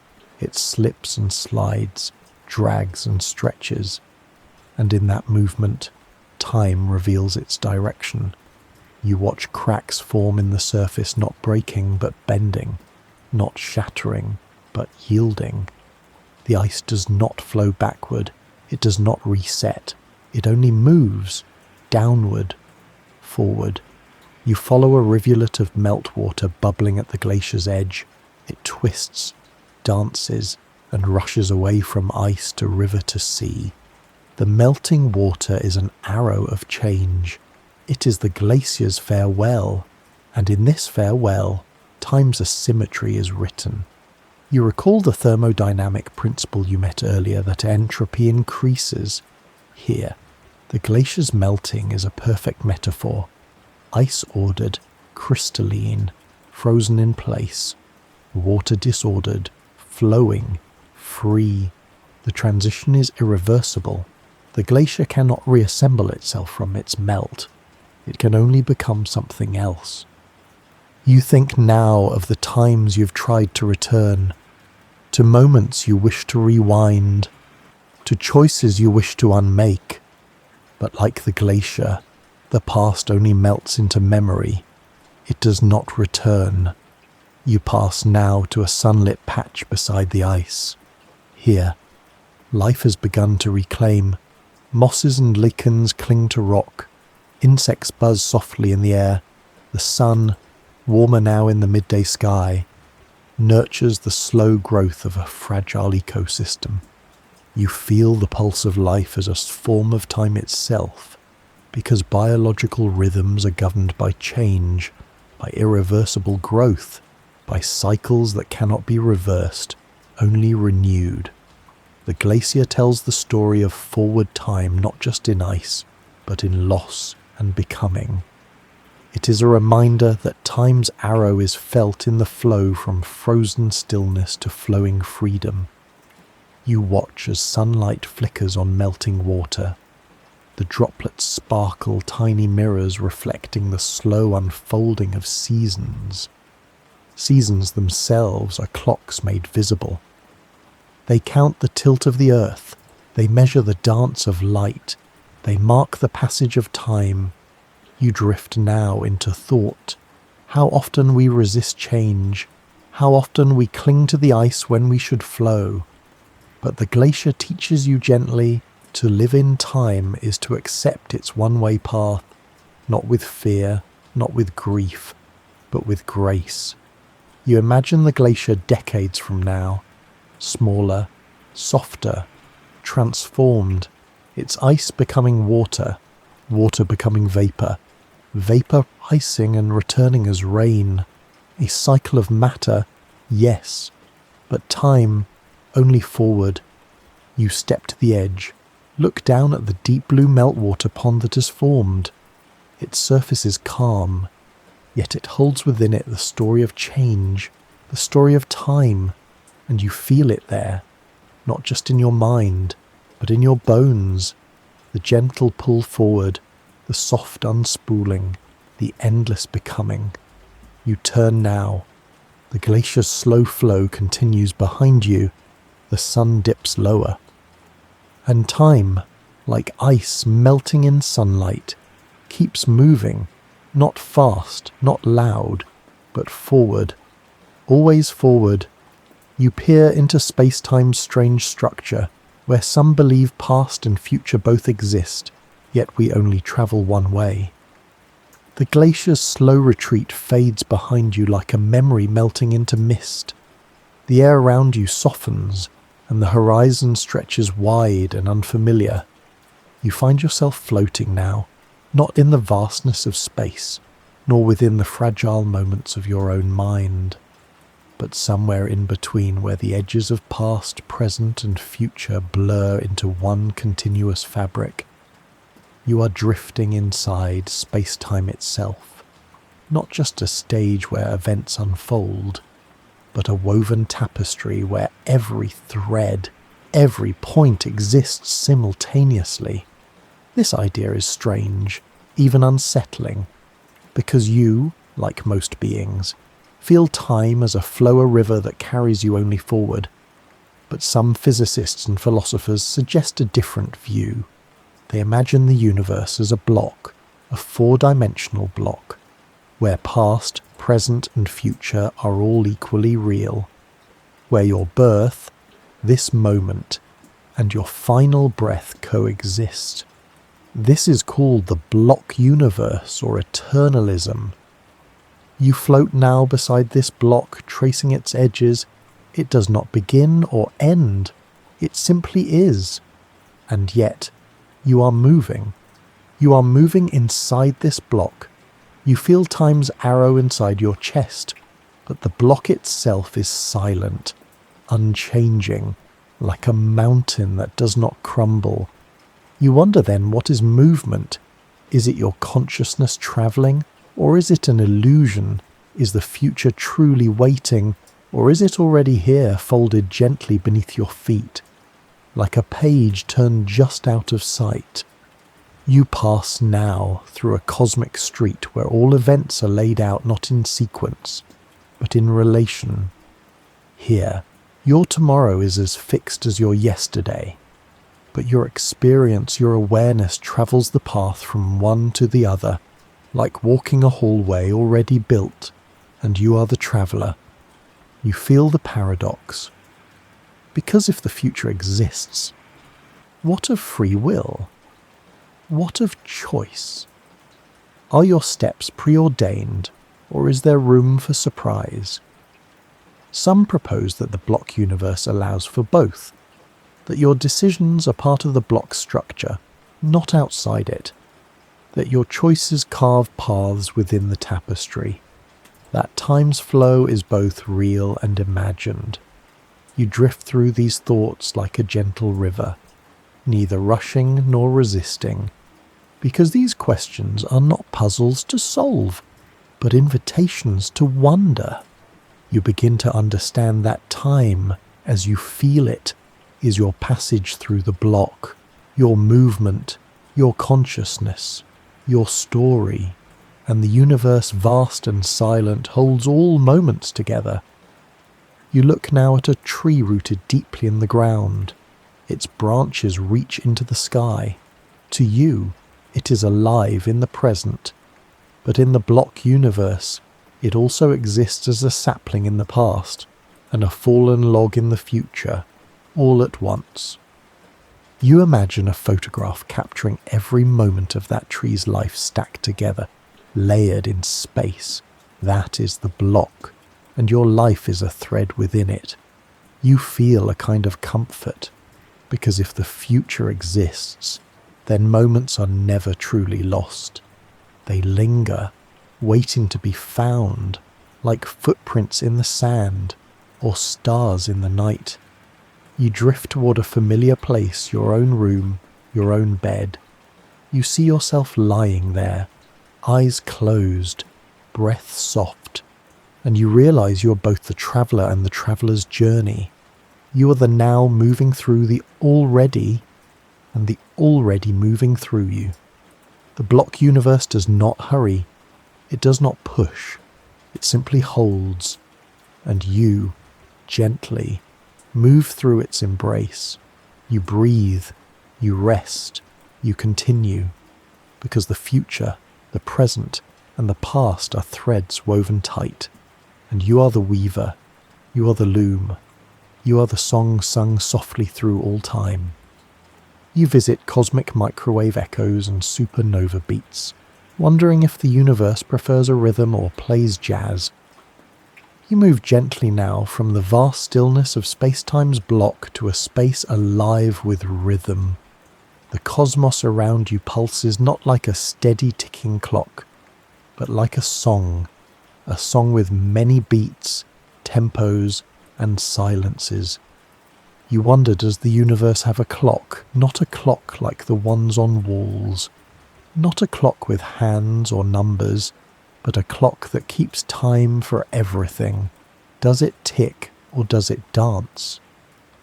You drift toward the cosmic microwave background, that ancient whisper you met before. It hums with subtle fluctuations, ripples in temperature and density. This hum is not noise, it is a rhythm, a heartbeat left over from the universe's infancy. Some scientists have described these ripples as the universe's first music. The pattern of peaks and valleys in the background radiation encodes information about the cosmos's shape, content, and fate. You float through these ancient waves. They are faint but persistent, a cosmic lullaby. And like all music, it invites listening. You drift toward a distant supernova, a star that has exploded in brilliant death. Its light reaches you now, after millions of years, a pulse, a beat, a moment of transformation. Supernovae don't tick evenly. They vary in brightness and duration. They have their own rhythms. And yet, when many supernovae are observed together, patterns emerge. They can be used as standard candles to measure the universe's expansion. They become markers of time, not just events. You move from one supernova to another, tracing their varied pulses. Some are fast and bright, others slower and softer. Together, they create a complex beat. You imagine the universe as a jazz ensemble improvising rhythms, weaving solos, playing themes that shift and repeat. It is not metronomic. It is creative. It is alive. You pass now into the realm of pulsars, neutron stars that spin with astonishing regularity. Their pulses are more precise than the best atomic clocks on Earth. You imagine a pulsar's light flashing through the cosmos like a lighthouse beam. Each pulse a tick, each rotation a second. For some astronomers, pulsars serve as cosmic clocks. They are the universe's metronomes. You feel the regularity in your bones, the tick-tock that underlies chaos. You think about time measured not by human hands, but by stars and explosions, by rhythms born from destruction and creation, by moments etched in light that has travelled across eons. And yet, you sense something else, something softer, something less certain. Because while pulses keep steady beats, the universe itself does not always follow the same tempo. The expansion is accelerating. The cosmic microwave background cools. Dark energy whispers of change we do not yet understand. The beat changes, it stretches, it slips, like a jazz musician bending a note. You wonder now, is the universe a clock, or is it a song? Does it march to time or flow with it? No one knows, no one can say. But the mystery itself is beautiful, because you, here now, are listening. You are part of the music. You are moving with the rhythm, sometimes steady, sometimes uncertain, always forward.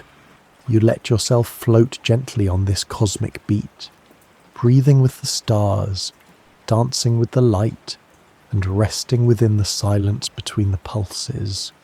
Time, like music, is felt most deeply not in the notes, but in the space between them and tonight. You are carried softly by that space. You imagine a timeless world and a world that makes time and ask which one came first. You drift away now from the cosmic rhythms and distant stars, moving inward once more, not into the smallest particle, but into the quiet essence of existence itself. You ask a question without answer, a puzzle without edges. Can there be time without life, or life without time? You float through a vast emptiness, not quite empty, but barren of living things. A universe where atoms still dance, photons still race, galaxies still spin, but no heartbeat sounds, no mind watches the unfolding, no eyes to see the dawn. Here, time flows as before, measured in rotations, vibrations, decays, but something is missing. You feel it like a silence in music, like a breath held, but not released. Is time only real when there is someone to feel it? Does time stretch, shrink, or even exist without consciousness to measure it? You imagine the earth before life, a barren rock spinning in space. No birds sing, no wind stirs leaves, no mind to mark moments. Is the river still flowing? Does the sun still rise? Or is it all just a loop waiting to be noticed? You wonder now about life itself, not just humans, not just animals, but the first spark of self, the first flicker of awareness, a bacterium sensing light, a plant turning toward the sun, a neuron firing. Does life create time, or does time create life? Perhaps they co-emerged, intertwined, a dance where each shapes the other. You float now through the ancient ocean, the cradle of life.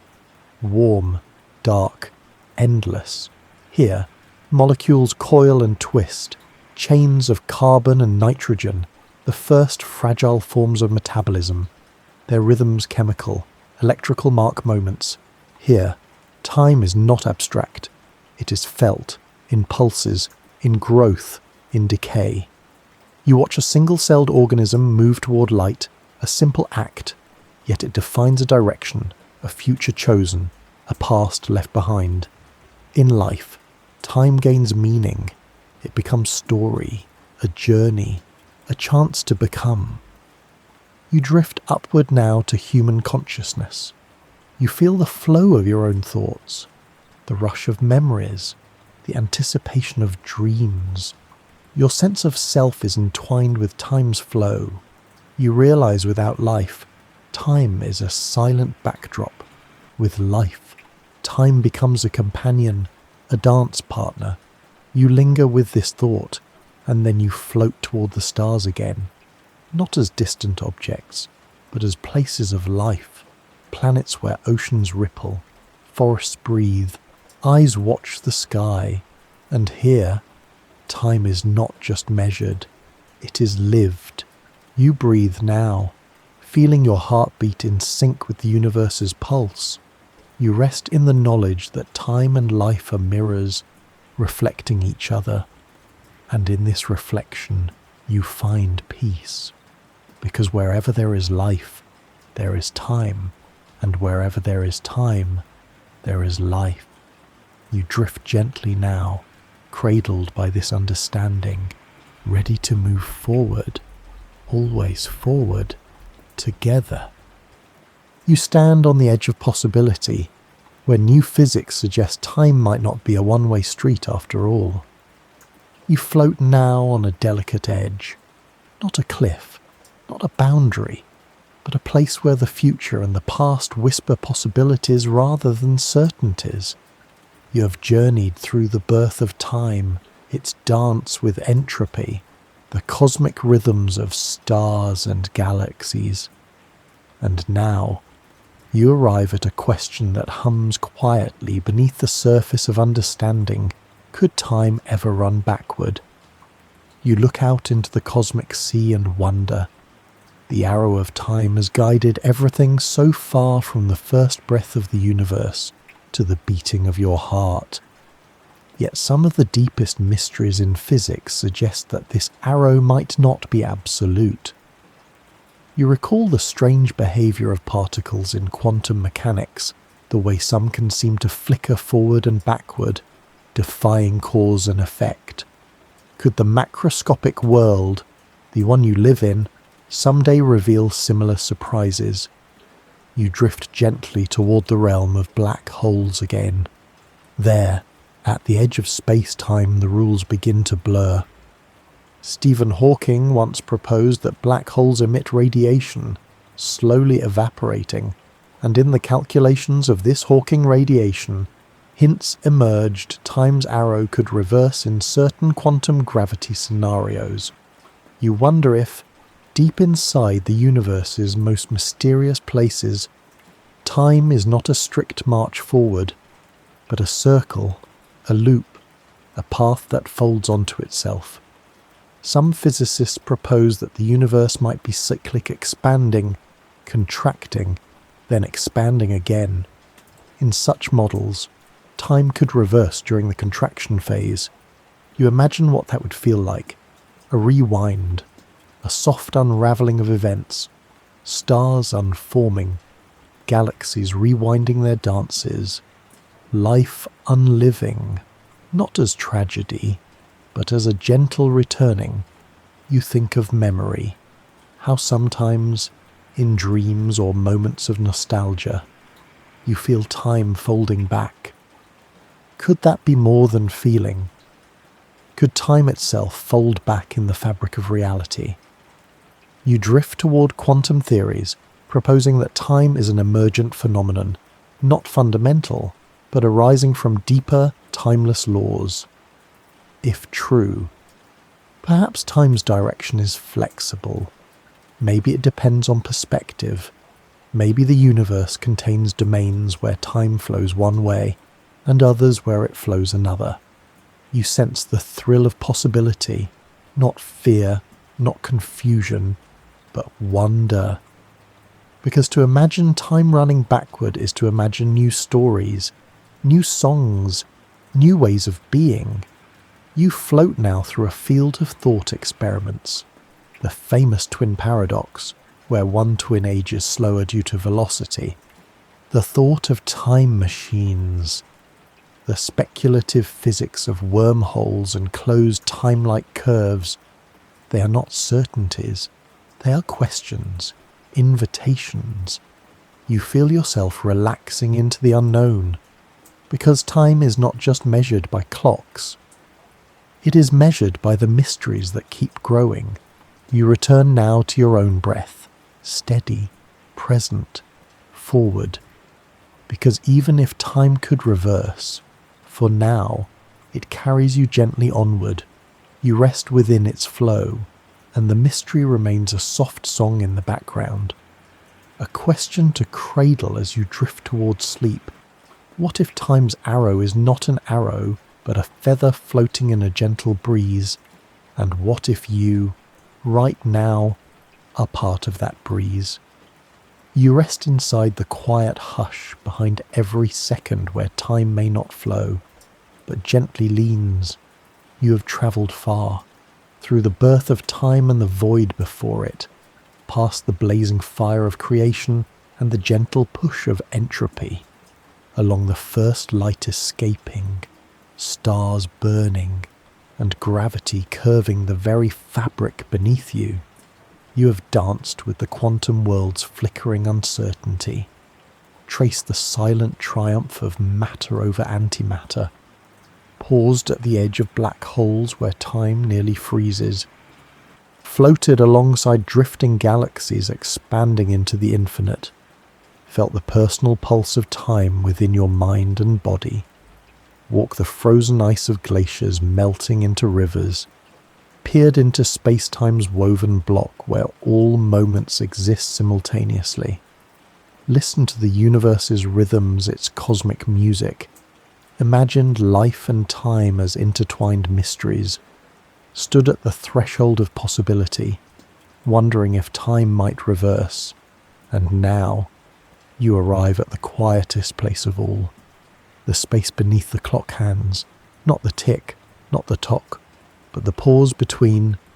You rest here, softly, gently, not trying to grasp or measure, but to simply be, because time, you realize, is more than a flow, more than a line or arrow. It is a whisper, a leaning, a soft invitation. It is the breath before sleep, the silence that holds the song. It is the moment that carries you between moments. You feel it now in your chest, a gentle stillness, a calmness, a presence. Not defined by past or future, not racing toward or away, just here. The universe, vast and unfolding, contains within it not just moments, but the spaces between, spaces where time is not forced, where time can rest, where time can lean into being.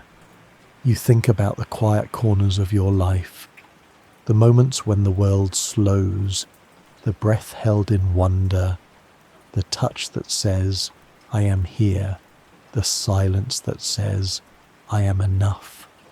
Those moments are time's secret. They are its heartbeat, its true pulse. You drift now into those moments, floating softly between seconds, resting in the tender hush beneath the clock hands. You feel the universe folding around you, not crushing, but cradling, not rushing, but lingering. And in this gentle holding, you find peace. Because time, the great mystery, is not just about movement, it is about presence, about being, and you are enough. You are here. You are time's whisper. You are the breath before sleep. You are the gentle leaning of all moments. Rest now, let go, float softly into the stillness, and know that in this quiet pause, time itself smiles and waits until you wake, until you dream again, until you return.